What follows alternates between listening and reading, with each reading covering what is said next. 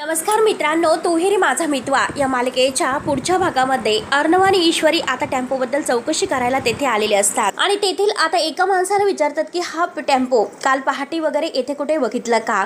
तेव्हा तो माणूस म्हणतो की 500 किलोमीटरवर आता इथे एक पेट्रोल पंप आहे आणि त्या पेट्रोल पंपावर आता एक सीसीटीव्ही आहे आणि तेथे तुम्हाला दिसेल की हा टेम्पो येथे आला होता किंवा नाही. तेव्हा आता इकडे वल्लरी जेथे ह्या उदयकांतला पैसे आणि दागिने द्यायला येते आणि म्हणते की हे पैसे आणि दागिने घे आणि इथून कायमचं लंपास व्हायचं, परत मला म्हणजे तोंड सुद्धा दाखायचं नाही म्हणून ईश्वरी त्याला धमकावत असते.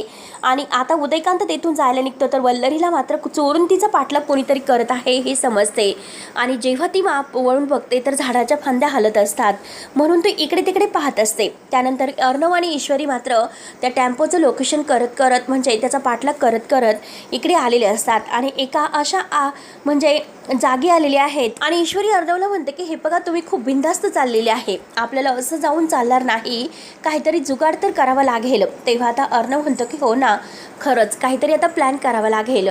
तेव्हा अर्णव आणि ईश्वरी नक्की आता काय प्लॅन करतात आणि ह्या टेम्पोबद्दल माहिती कसं मिळवतात हे बघणं आता खूप इंटरेस्टिंग ठरणार आहे.